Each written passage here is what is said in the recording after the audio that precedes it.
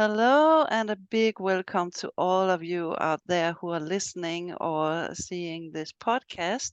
Today we have a special guest, Colleen Theresa Hallett. I hope I pronounced it right. A You big did. welcome to you. It's so nice to have you here. Thank you, Anne, for having me. I'm so excited to connect with you today and open up a little space of magic between us. Yes, we connected directly. I could feel that. It's so good to have you here. So please tell us a little about what you are doing. How you got in this position you are in now? um, oh, well, it all started with a horse, as many great stories do. Yes, that's a His best one. the best ones start with a horse. Yes. And this horse's name was Wesley. And I had been a riding instructor for many years and a horse trainer. And in general, I was someone that seemed to attract a lot of highly sensitive people and a lot of highly sensitive horses. And I hadn't really stepped into owning that role. I just pictured myself as a riding instructor who had a lot of fun with her kiddos, went to shows. We were a primarily hunter jumper program, but we also would take our horses out on the trails and go school cross country. Um, and I ended up in a situation where I really needed just a rock solid lesson horse. And I had bought one that just, in retrospect, I look back and I realized it was more of a rescue than a lesson horse. And so that horse did not work out. He's still a member of my herd and I love him. He has beautiful gifts that have come forward in my program, but he wasn't what I needed to really teach those beginner riders. And so Wesley came along into my life and I actually got him for free. He was an off the track thoroughbred um, that had his owner had kind of moved on in a different direction with their riding. And when I went to pick him up, he had like 3 of his 4 shoes was missing. He was all raggedy, like he hadn't been in use in a little while. So I picked him up.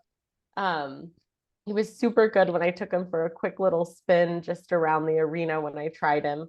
I brought him home when he had been on the racetrack. At the time, Wesley was only 8 years old when I got him.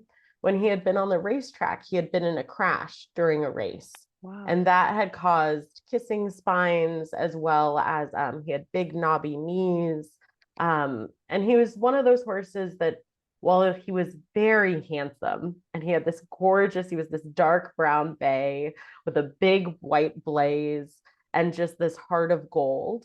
With a trained eye, you could look at him and see there were a lot of problems with his body. And so he was kind of my deep dive into all things from more of a holistic horse care perspective. And he taught me a lot because he was one of those horses that made it really clear when things were working for him. He was perfect. Like you could trust him with anything. But if his saddle didn't fit, for instance, he'd have an episode, right? Or if his body hurt, and he would always try to tell you first. And he really showed me the benevolent nature that horses inherently have when they are well taken care of. And so through Wesley, I went through like, I think 3 or 4 different saddle fitters before finding someone that actually knew what they were doing and could really help him and where he was at. I went through many body workers and eventually developed this very holistic approach to taking care of my lesson horses, all thanks to Wesley, because I learned through him that when his needs were met, he could show up to the arena and I could trust him implicitly with any level of rider. And he would do absolutely everything in his power to keep his riders safe and building their confidence. And that was a huge green flag for me going, wait, I think there's something here. I don't think we need to be coercing our horses into working for us or, punishing them when they're bad. I think it's more about showing up and meeting their needs.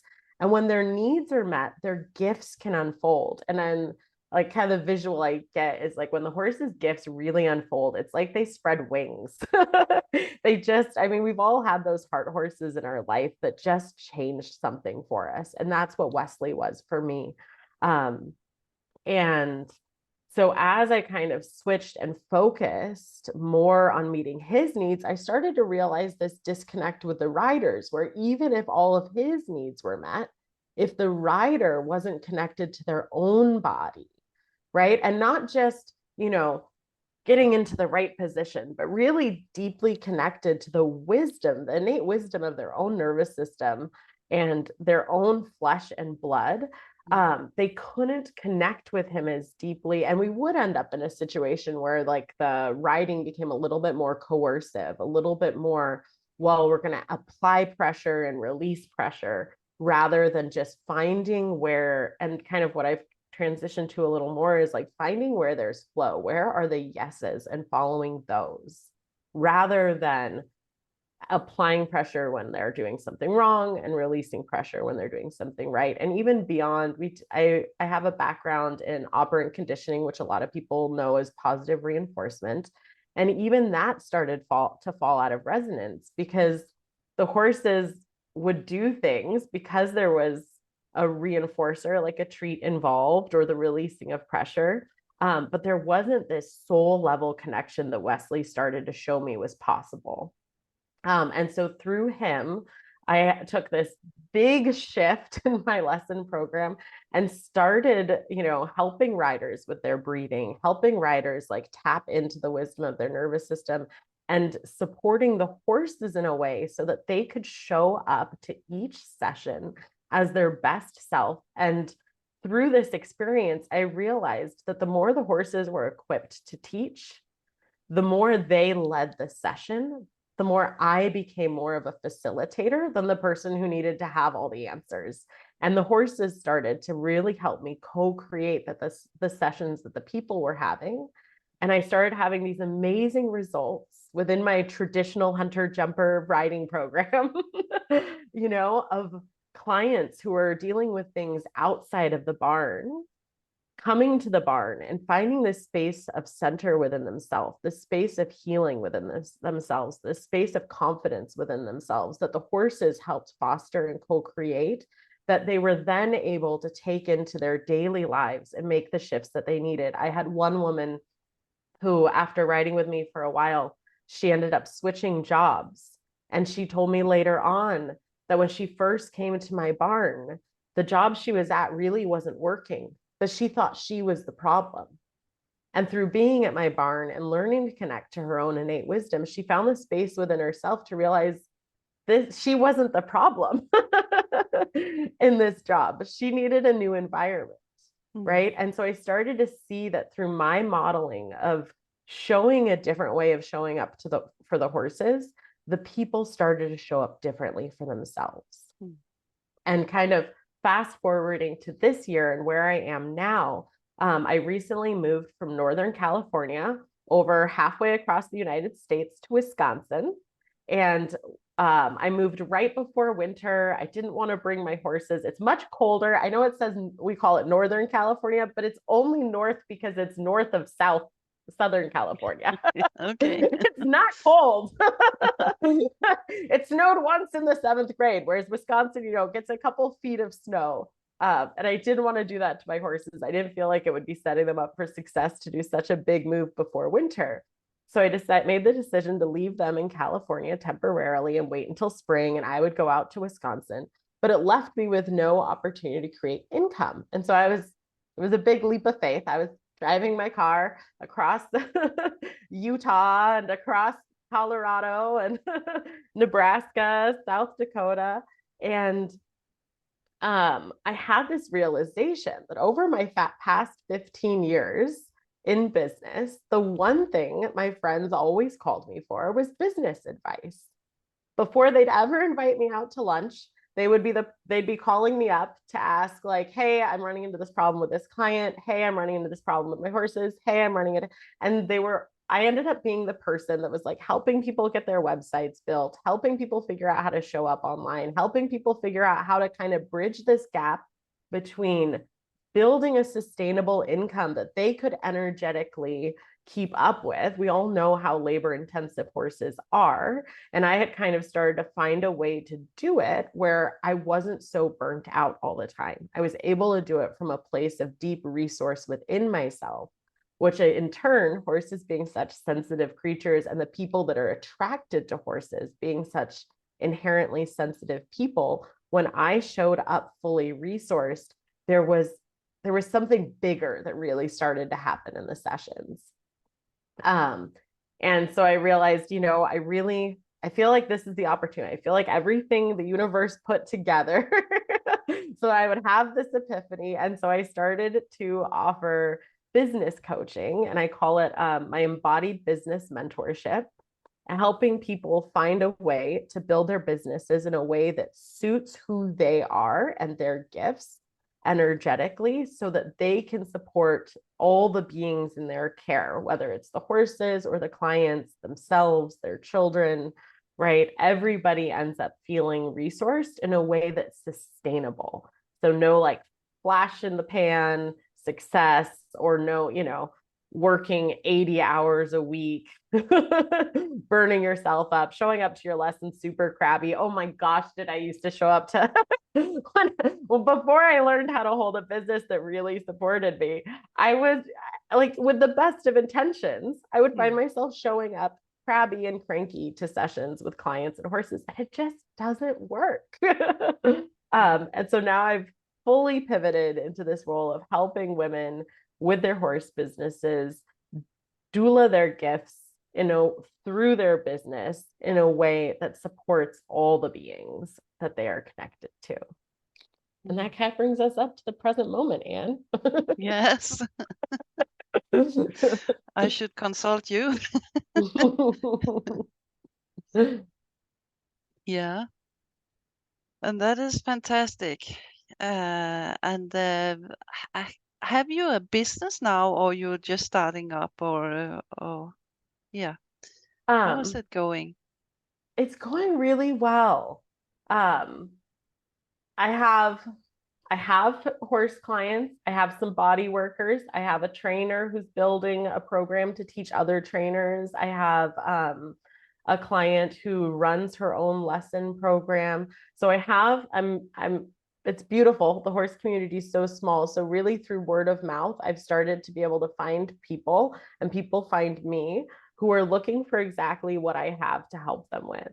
And one of my gifts, because something that I think is so damaging in the horse world is how quickly we go to judgment towards other people, how they treat their horses, what kind of tack they use, what kind of training methods they use. And this isn't to give a free pass to anybody who's,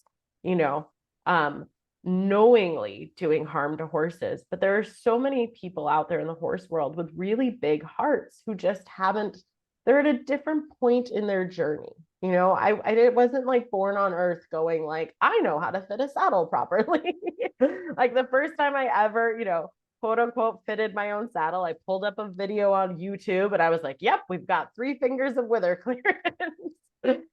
So really, like, my role, I think of is like helping people where they're at and helping them continue deepen into their gifts, not shame anybody for where they are, because shame is the one thing that kills curiosity more than anything else. And curiosity is the gift that creates growth. When we get curious about something, when we sit there looking at a situation and we wonder and we go, I wonder if this could be different.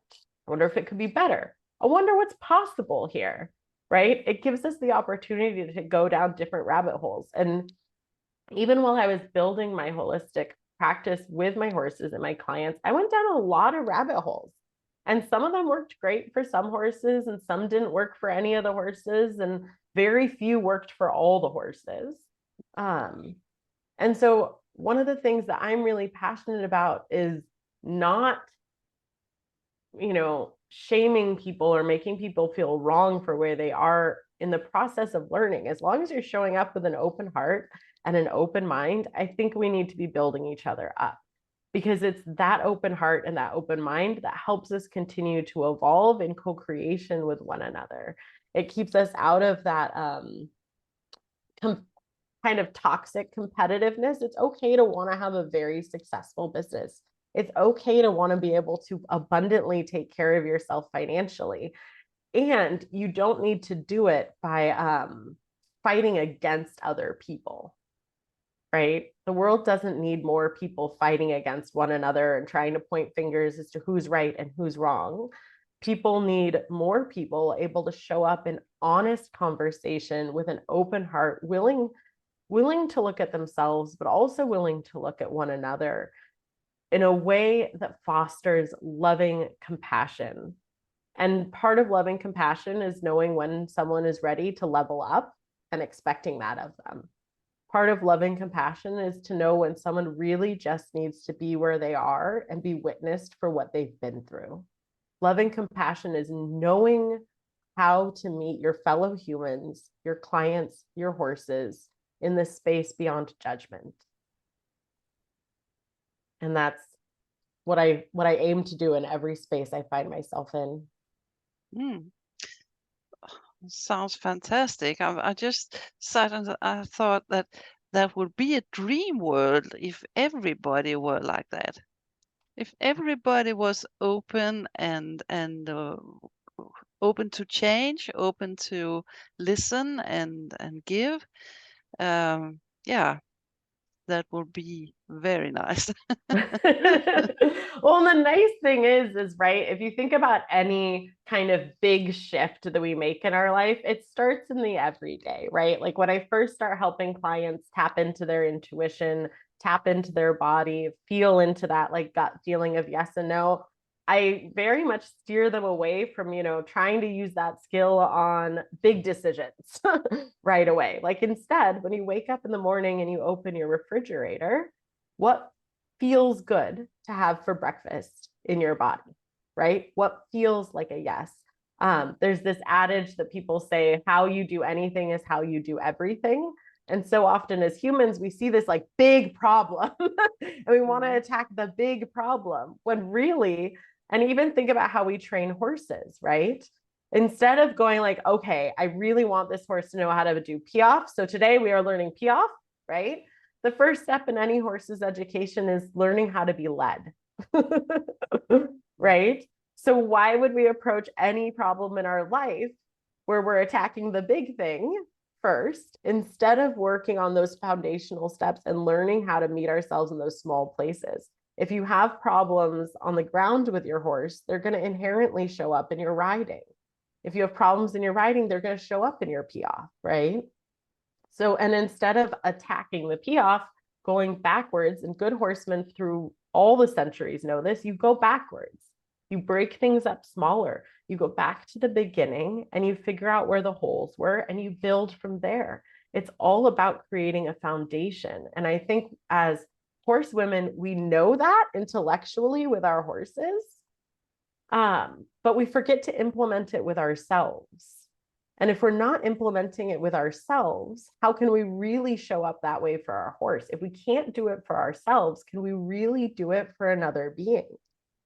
So that's where I see a lot of people with these like big hearted horsewomen out there in the horse world burnt out, but they're lacking that foundational principle of meeting themselves where they're at, knowing how to, I worked with a lot of problem horses back when I had a lot of negative inner thoughts. I had a very, very harsh inner critic. I jokingly talk about that period of my life as being in an abusive relationship with myself.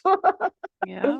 And while I had great success with horses at that time, once you experience the flip side, that space of like being able to show up imperfectly, perfectly as you are, loving all of yourself and navigating with the horse, where is their flow? Where is their resistance? Kind of just pulling it apart thread by thread. It's like you're standing on the horizon and a whole world opens up at your feet. And all of a sudden, everything you've ever known about horses is so much more clear. And there's, so much more possibility that you didn't even know was there just because you're open to it. And we can't open to it if we aren't already within ourselves. So A lot of my clients are recovering people pleasers. One of my clients, when she first Women? started working with me, yes, Yeah. working with me, she was like, I just want to burn my whole business to the ground. I was like, oh, honey, I've been there. Mm. And we kind of sometimes we get to this space where we're so burnt out. We don't love what we're doing anymore, but our heart still wants to be in the game. So we keep trudging through, but there's the part of ourself that's miserable. And I remember being in that place because it's not all bad. When you're miserable, it's not all bad. You still have really good days. Yeah. Just like when life is amazing, you still have bad days, right? So Mm. I had a lot of really good days when I was in that really abusive relationship with myself, right? I had a lot of really good days before I knew anything about taking care of my horses in a holistic way. But there was hollowness, I guess I would call it. Like it lacked a richness and depth. You know how sometimes like you eat food, eat a meal, and you're still hungry after? Life felt more like that than when you eat a meal and you feel deeply satiated. And so learning to come from that space within myself opened up a world where I could feel deeply satiated by the work I was doing.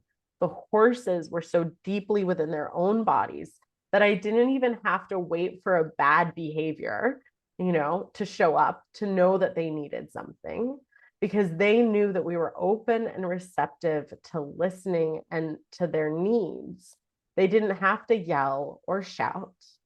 But again, how we do anything is how we do everything. If you're caught in a cycle of going, going, going until you burn out, then how are you going to, if you're so running over your own body's wisdom, right? You're overriding it and you're pushing yourself to burnout. How will you sense and feel that whisper in your horse? People talk about lightness. And what I learned through my own journey, that this idea of lightness isn't truly understood by most of the people I was learning it from, because there were parts of themselves that they were overriding. And when I really started to come into my own body's awareness, it became so clear that my version of lightness with the horses may have been light by comparison to what I had done in the past, or maybe what other people were doing, but it wasn't true lightness. Lightness to me feels more like this subtle electricity of co-creation where there is no push or pull. It's just a space held between you, and both spaces are responding, you and the horse. And it's this connection like that defies words. Like I joke, like once you tap into this space with the horses, I'm like, this is why we have poetry and music and art. We have the things that exist beyond mere words because it captures something bigger, right? Because you're fully inhabited in yourself. Your horse becomes fully inhabited within themselves. And within that space, your clients then get to start to fully inhabit themselves. And they realize, like, I am not the problem at work. Work is not a place that I need to be. I need to change jobs, right? And all of a sudden you're creating this like beautiful space, and like changing the world doesn't start with all of us like running outside with our pitchforks and being like, the industry needs to change. It starts with learning how to meet ourselves when we're deciding what to have for breakfast in the morning. It's so much more simple than we like to make it. But I find most of the time I agree with you totally. But most women they think that go backwards. No, no. I have been I'm on this level now. So this is this is where I'm going from. When I talk to people who have been afraid of riding, I always said you have to back it up, as you said, Yeah. groundwork and everything. And they, wow, but I have been riding for 20 years. I can't back it up. I thought I should come further than I am now. And that is an expectation you have to yourself. Yeah. Mm. Yeah. And I love that. Yes, because I run into that too, this not wanting to go backwards. And that's where a lot of times I bring in this idea that I learned from one of my mentors, actually, when I dove into womb healing, was the idea of life being a spiral instead of a straight line.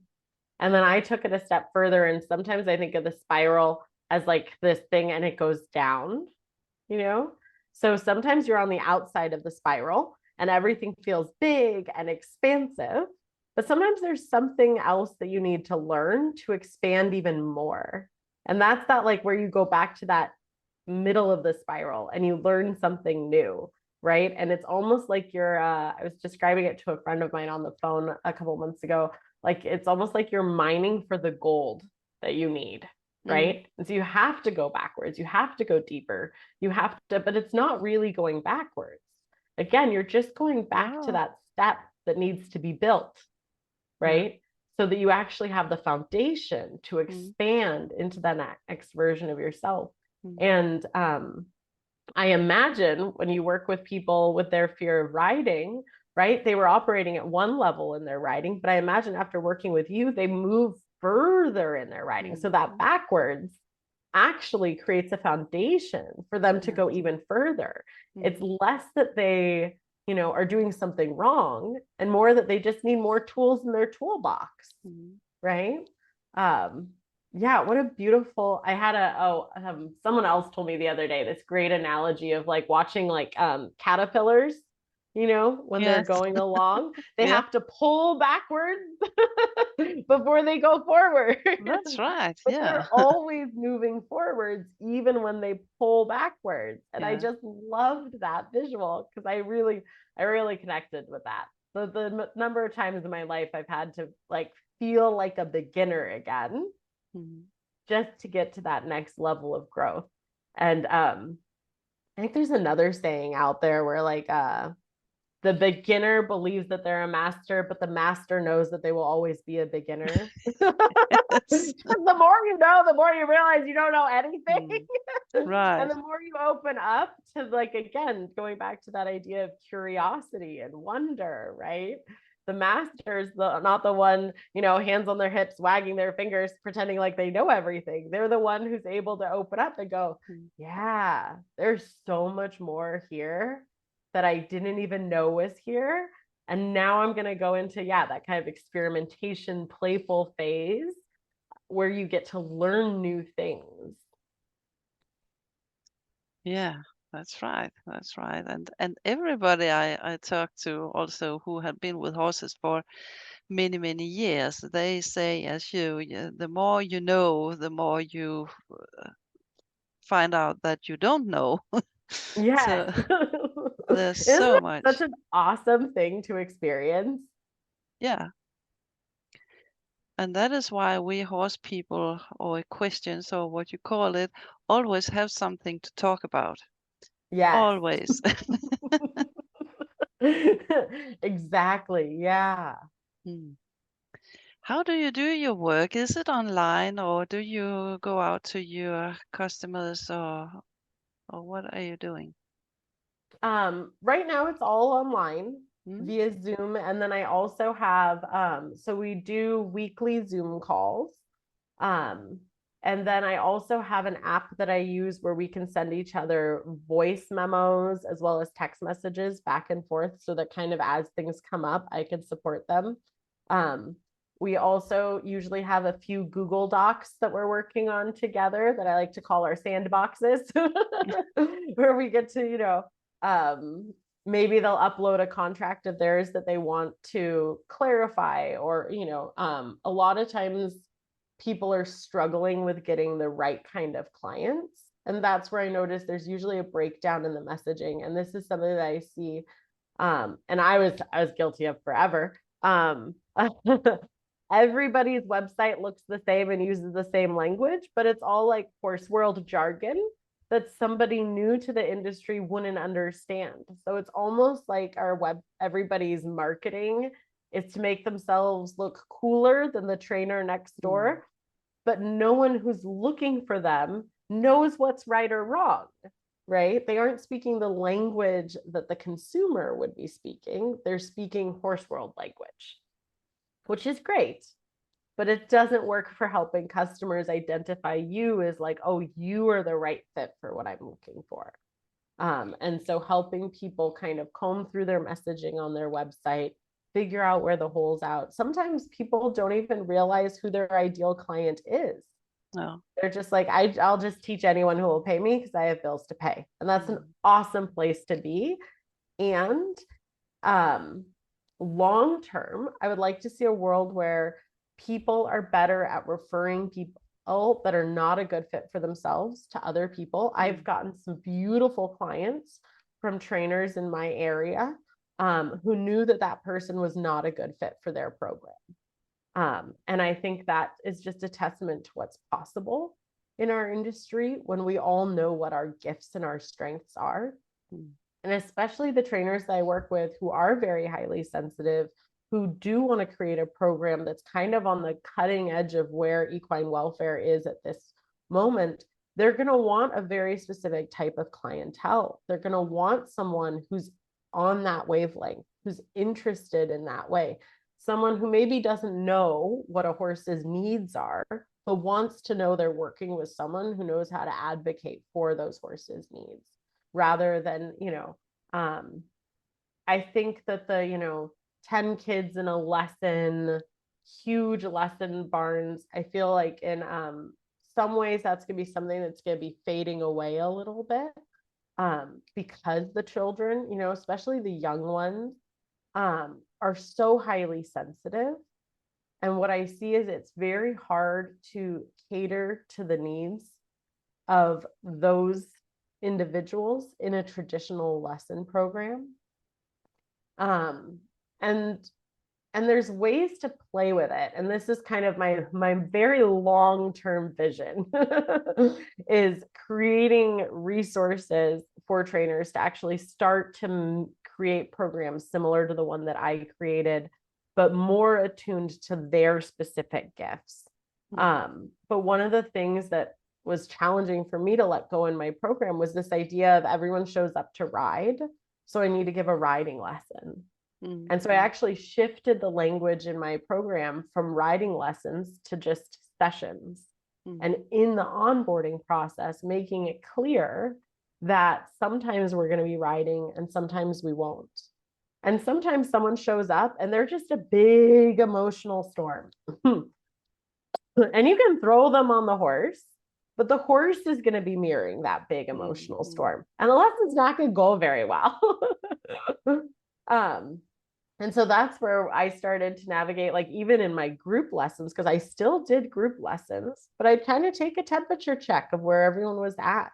We'd start out on the ground with our horses and we would stand with ourselves and our horses. And then when our horses would start to exhibit calming signals, right? So signals that they are tapping into their parasympathetic nervous system, which is that rest, digest, that feeling of safety. Right? The horses would lick and chew, they would slow blink, they would yawn, and that would be our signal that it's okay to get on. Okay. And then if the kiddos, some days the horses don't get there because maybe the kiddo has like a lot of big feelings, right? And so then we would do movement exercises on the ground next to our horses. We'd like shake our bodies for 5 minutes. I turn on a song, shake our bodies for 5 minutes, help reset our nervous system. Maybe we would have them like take their shoes off and just put their feet on the ground because that actually grounds the electromagnetic field of our human body. There's a great documentary out there. I think it's called The Earthing movie, that talks about the science behind literally connecting your feet to the ground underneath you.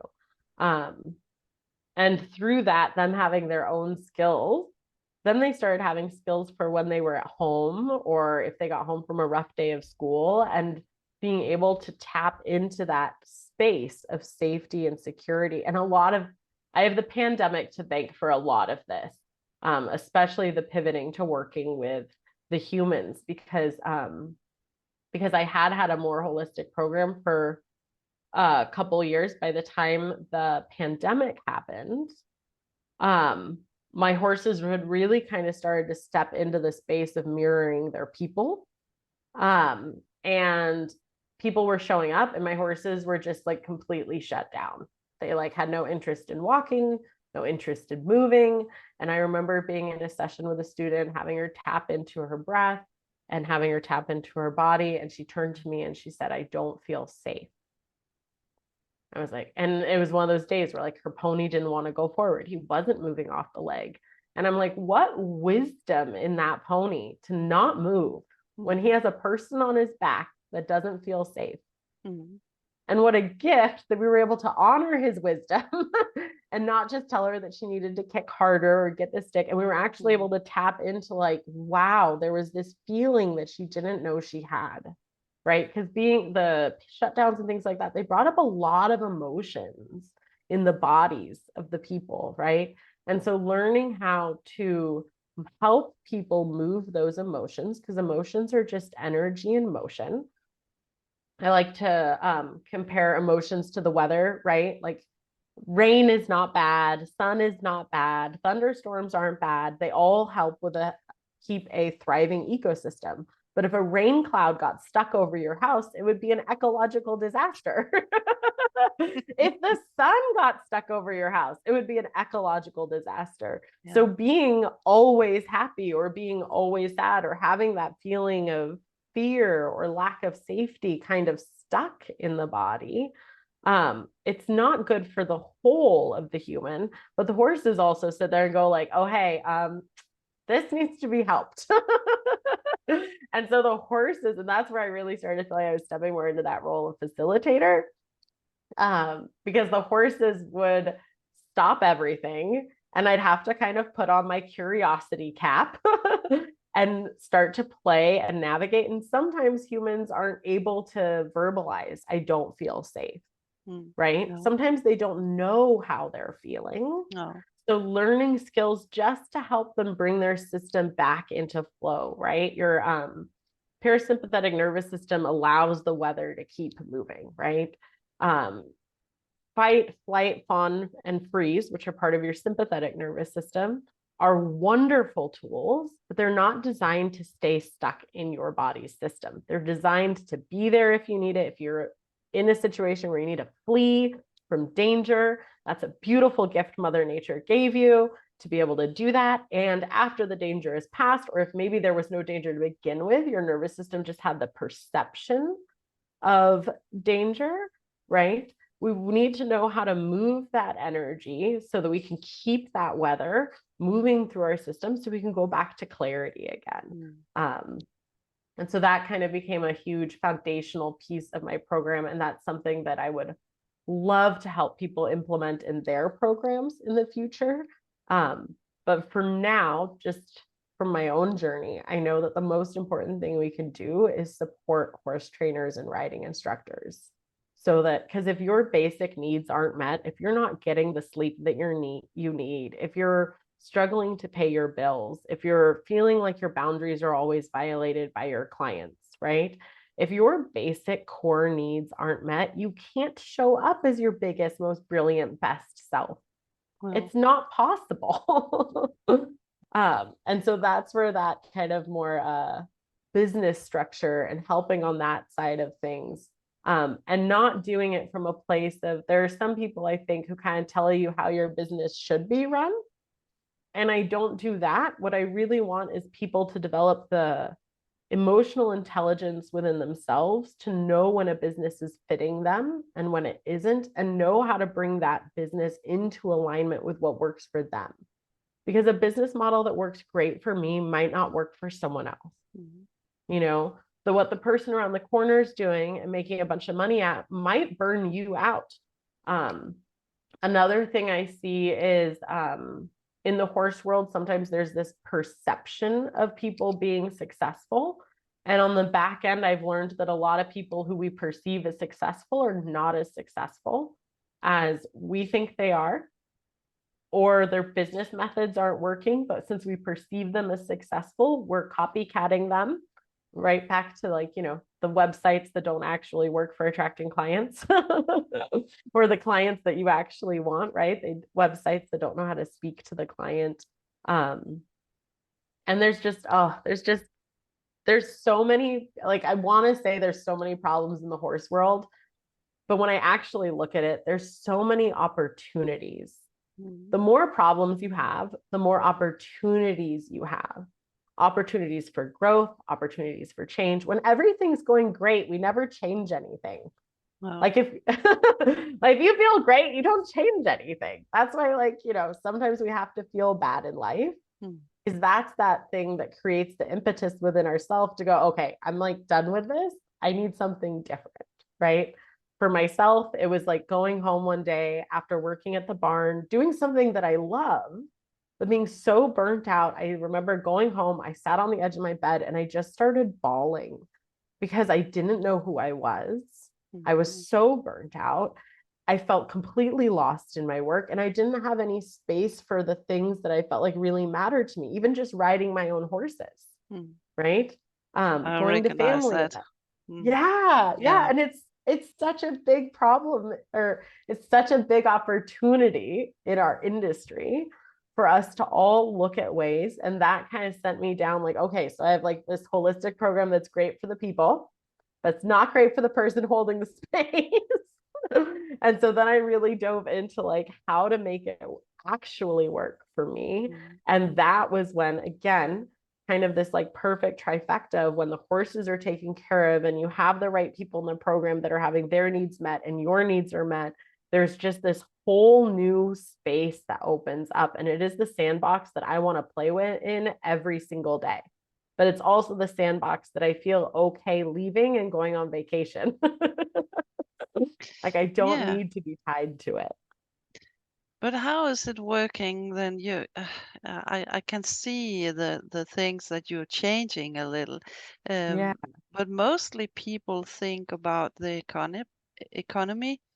How is that working? Do you still have the same good economy, or can they actually own more in these things you change, or how is that?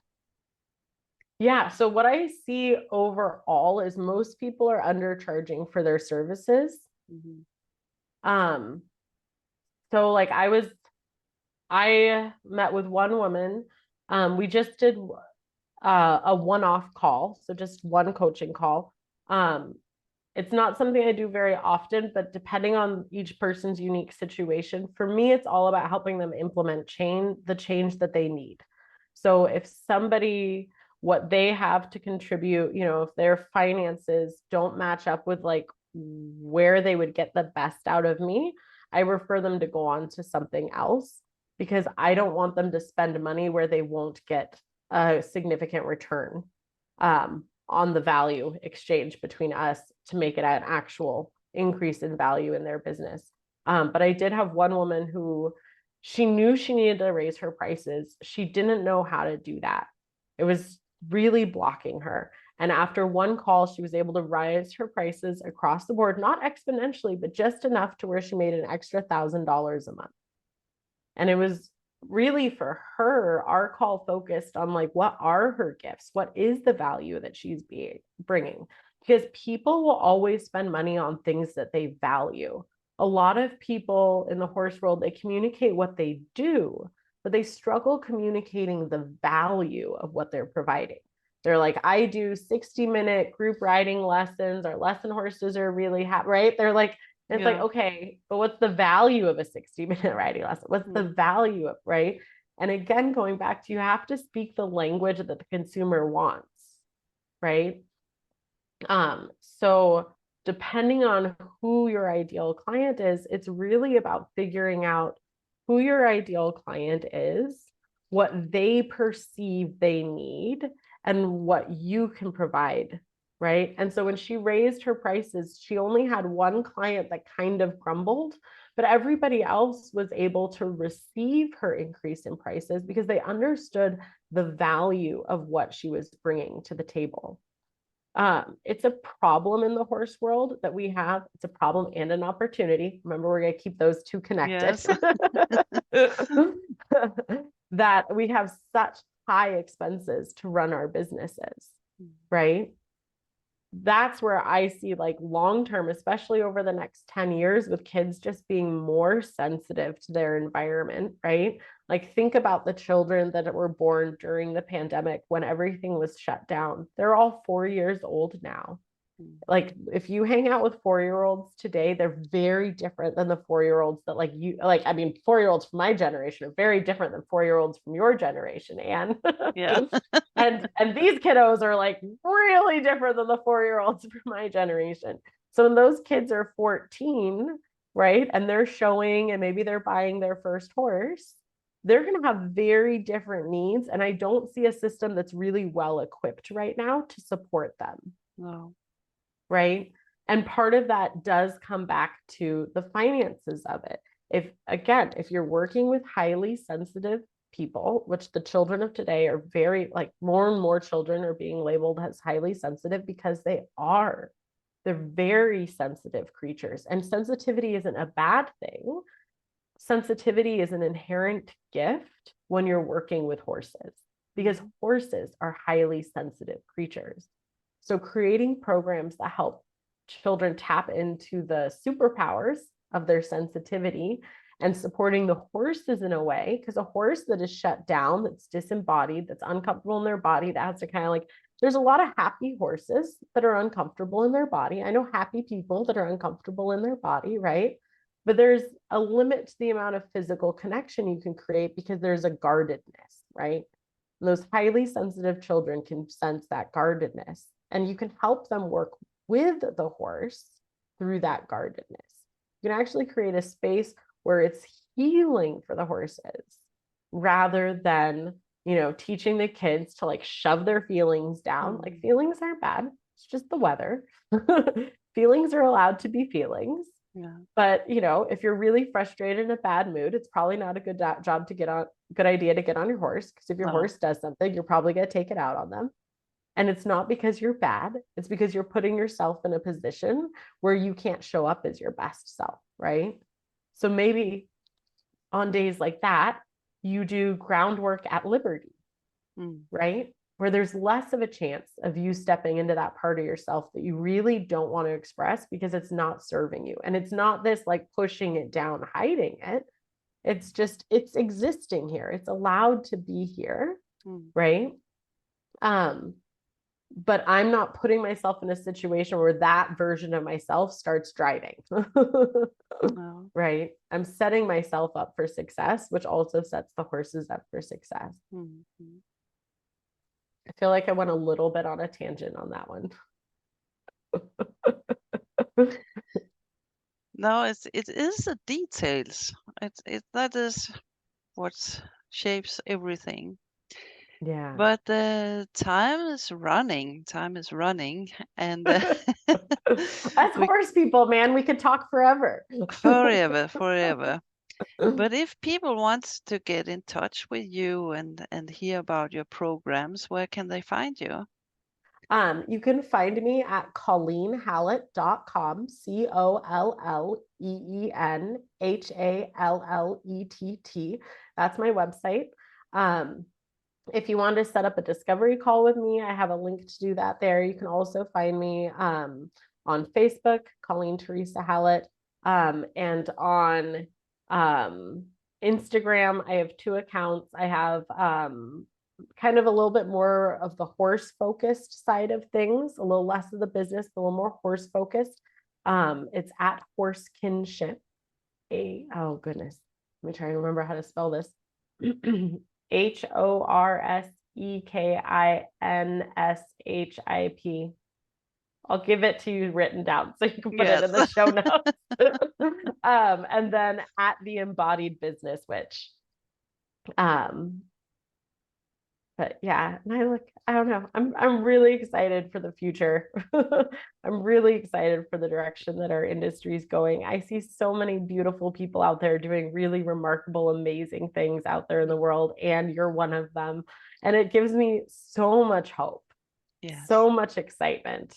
And I really just, at this point in my journey, want to be there to help support the people who are as excited about where we're taking the industry as I am.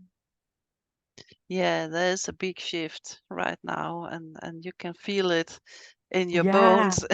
Yeah, you can. yes, You can definitely. Yes. that's fantastic. It Well, was thank you so so much. good to talk to you today, and you give a good mood, a good feeling, I think. So I really hope that you can help a lot of instructors out there to get a better structure on their riding schools or what they have. So thank you very much for being here today. I'm sure it's not the last time we are meeting you. No, definitely not. And thank you, Anne, so much for just having this platform for people like myself to come on and have real meaningful conversations about the industry and where we're going. And thank you for um, the part that you're doing, helping riders with their anxiety and their fear, getting to that place beyond it and learning that it's okay to go backwards, to go forwards. What a powerful lesson in and of itself. Thank you, Anne. Yes. Thank you so much for being here today. And thank you so much, all of you who have been listening or seeing this. And I hope you want to subscribe so we can get on with this channel here every week and get some good persons to talk to. So thanks a lot to you and thanks for today. Have a good time.